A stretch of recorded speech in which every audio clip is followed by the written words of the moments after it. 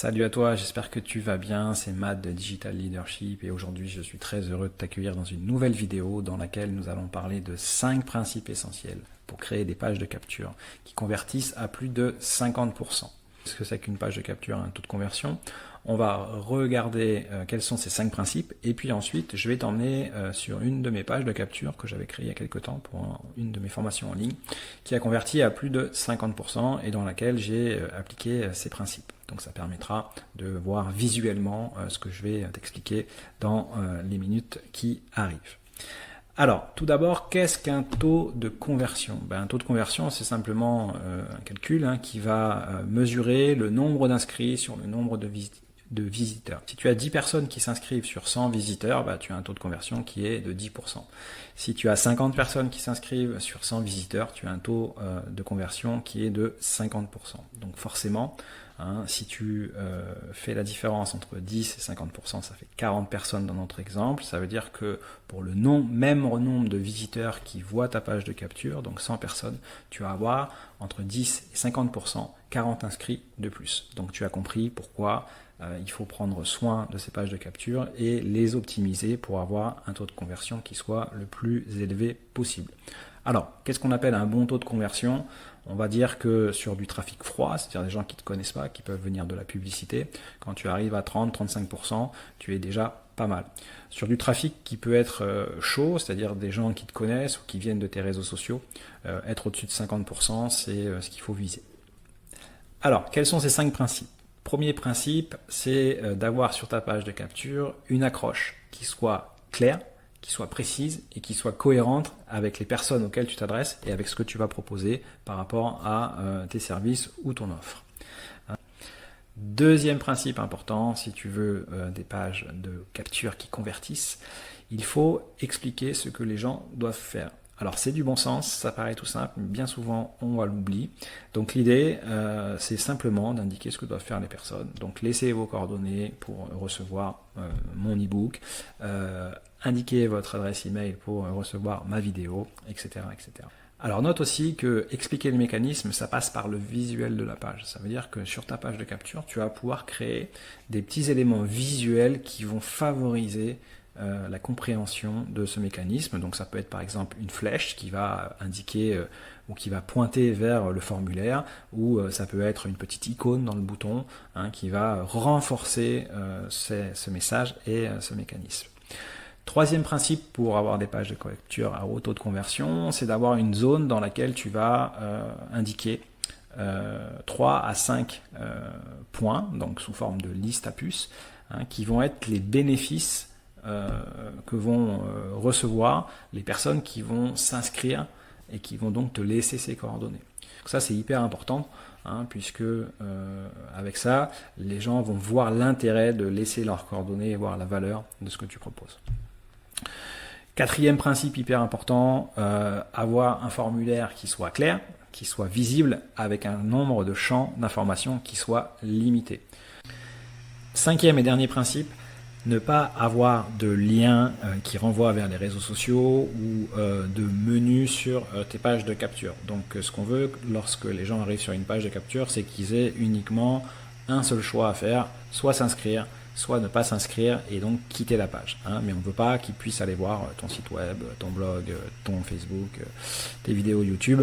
Donc rappelle-toi bien ça, c'est quelque chose qui est vraiment essentiel, notamment si tu héberges donc tes pages de capture sur ton site, par exemple WordPress. Il faut bien que pour tes pages de capture, tu désactives les menus de façon à ce qu'ils ne soient pas visibles sur ces pages. Voilà, maintenant on va aller voir un exemple de page de capture pour illustrer tous ces propos. A tout de suite. Alors voilà la page de capture dont je t'ai parlé, tu retrouves dessus les différents éléments qu'on vient d'aborder.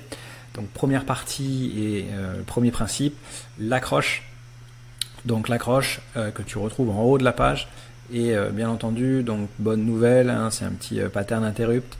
Ensuite le contenu, ce qu'ils vont avoir, donc tes 3 prochains mois de publication pour développer ta visibilité en publiant régulièrement sur les réseaux sociaux. Ensuite, la cible. Donc là, la cible, je ne l'ai pas adressée directement en disant par exemple les coachs ou les consultants, les formateurs en ligne, les entrepreneurs. Simplement là j'ai pris une cible qui est plus large et qui est pas par catégorie mais qui est par problématique. Donc réservé aux personnes en panne de créativité ou en manque de temps. Ça veut dire que si tu n'as pas assez de temps pour créer des contenus ou s'il te manque des idées, que tu as le syndrome de la page blanche par exemple, ce petit document va t'aider.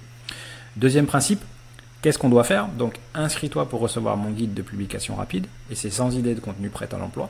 Donc là on dit bien ce que la personne elle doit faire et ce qu'elle va recevoir. Et puis tu vois que visuellement dans la partie droite de l'écran, au niveau du formulaire, je remets une instruction, inscris-toi pour recevoir le guide gratuitement. Ensuite, on a les petites puces promesses, donc très simple, donc 25 types de publications pour ne jamais lasser ton audience, 25 citations inspirantes pour motiver et inspirer tes fans, 25 questions engageantes pour interagir, augmenter l'engagement de tes publications, 25 accroches percutantes pour créer tes lives ou tes emails si tu n'aimes pas la vidéo. Donc là, à chaque fois, dans ces quatre tirets, tu as les types de publications que tu vas recevoir avec le guide, donc 4 x 25 ça fait bien les 100 publications, et puis ce que ça va te permettre de faire, l'idée c'est d'apporter une solution à des problématiques et de répondre à des éventuelles objections. Donc des publications différentes pour pas lasser les gens et toujours publier la même chose, des citations, on aime bien, les gens aiment bien les citations, donc ça fonctionne bien, des questions pour faire de l'engagement avec ton audience, parce que des fois on ne sait pas comment faire interagir les gens et on publie des choses sur ses réseaux sociaux, mais malheureusement il n'y a personne qui interagit, il n'y a personne qui répond, donc tu as des collègues à toi ou ta famille qui va te mettre un like, mais c'est pas forcément ce que tu recherches à faire. Et puis des accroches pour faire des lives vidéo ou des emails, donc si tu n'aimes pas la vidéo, donc tu vois que je viens lever une objection avec cette petite parenthèse. Ensuite, c'est optionnel, mais j'avais fait un atelier, donc en bonus de cette inscription, tu as aussi une ressource supplémentaire. Donc 3 clés pour en finir avec le manque d'inspiration. Si on regarde la partie, donc au niveau du visuel, la partie droite, donc tu vois que le formulaire il est clair et visible, puisqu'il est dans une couleur foncée qui tranche avec l'autre partie de la page. Le bouton lui est dans une dernière couleur qui est la seule fois où il est utilisé, donc le orange. Il y a une petite flèche dans le valider.